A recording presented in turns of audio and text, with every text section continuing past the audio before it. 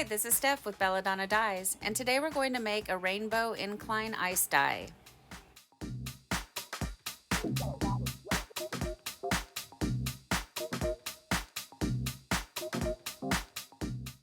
This project is going to be a side fan fold, so using a washable marker and a piece of string, mark out your pattern.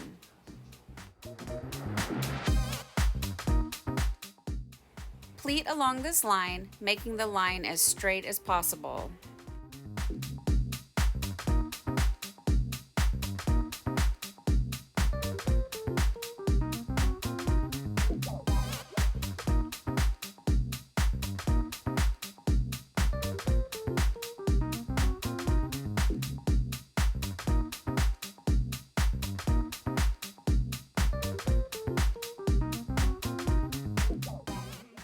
Once you have it all pleated up, it's time to secure it. For this one, I'm using kite string, but if you don't have kite string, you could use rubber bands.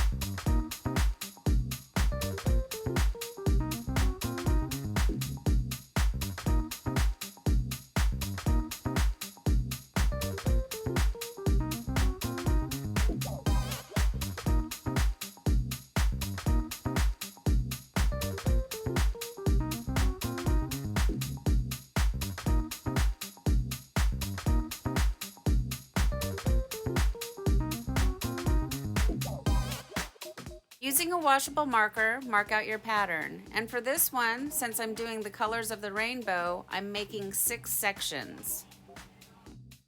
Now it's time for the fun part. We get to add the dye. But before I add the dye, I set the shirt down inside of a gutter. And I got the gutter at Lowe's and I cut it into 3 individual pieces. I learned this tip by watching Angie over at Fun Endeavors Tie-Dye Lab. And if you guys haven't watched any of her tutorials yet, I suggest you go over there and check out her channel. She does amazing things.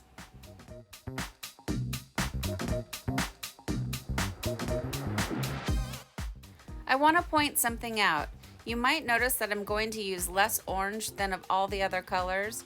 The reason for that is because red and yellow make orange, and orange is a very overpowering color, especially deep orange. So I don't want the whole shirt to just be one giant orange shirt. Another thing, you might notice that I have something blue up at the tip of the shirt. That's an unfolded paper clip. I attach it to the string and I then bend it over the top of the gutter. The reason for that is because when the ice gets on the shirt, it wants to start sliding down, and then the tip of it ends up soaking in the muck. And I don't want that to happen. So, an unfolded paper clip.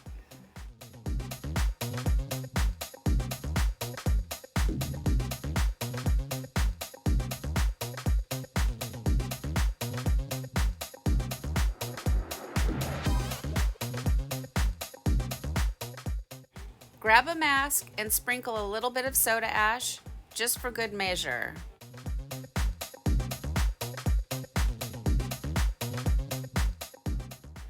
So the shirt that we are working on for this tutorial is that bottom shirt that I'm adding the ice to right now.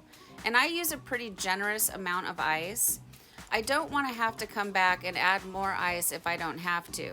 I want this shirt to start batching sooner rather than later. And you always want to batch your shirt 24 hours after the ice melts. It's been 24 hours and now it's time for the rinse out. And as always, I start by using cold water and then I gradually increase the water up to hot and I rinse until the water runs pretty much clear. From here, I take it to the washing machine and I do a hot water cycle. I do a second hot water cycle using Synthropol, and I do a third hot water cycle using Milsoft, which brings softness back into the fabric. And I want to point something else out. I do wash multiple shirts at the same time. I get asked that question a lot. It would be very wasteful of hot water and soap if you just did one shirt at a time.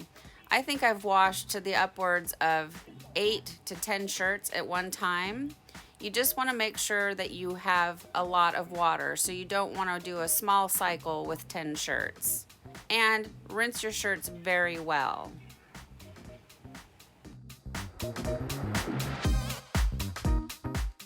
Well, here it is, guys.